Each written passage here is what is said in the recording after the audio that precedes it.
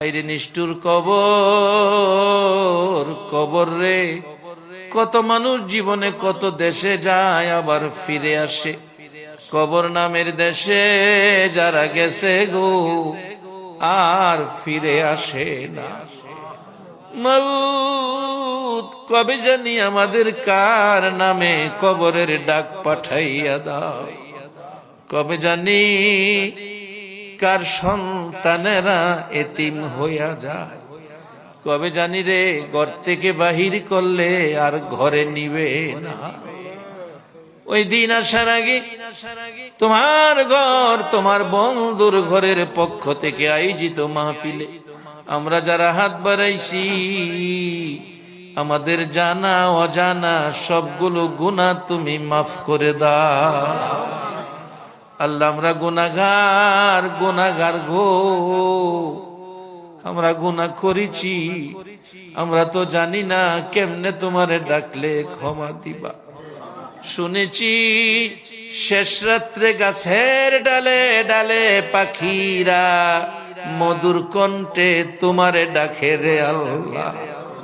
আমরা তোমার আদরের সৃষ্টি, আমরা তো তোমারে ডাকতে জানি না।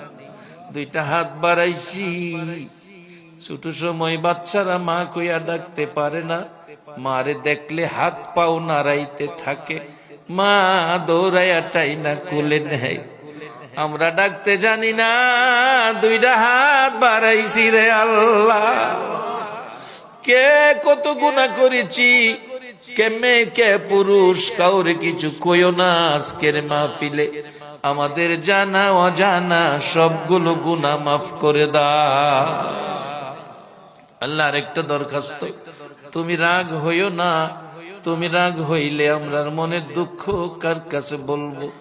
আজকের মোনাজাতে যারা হাত বাড়াইছে রে, মেয়ে বুঝি না পুরুষ বুঝি না, কার জানি মানাই রে মা, মা গো মা, কে জানি মার অভাবী, কে জানি বাবার অভাবী আজকের মোনাজাতে হাত বাড়াইছে।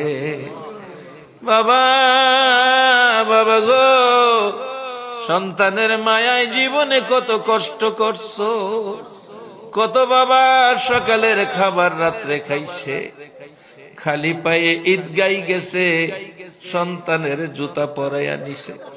কত বাবা 3 বছরের পুরান জামা গায়ে দিয়া ঈদগাই গেছে গো, সন্তানের নতুন জামা পরাইছে।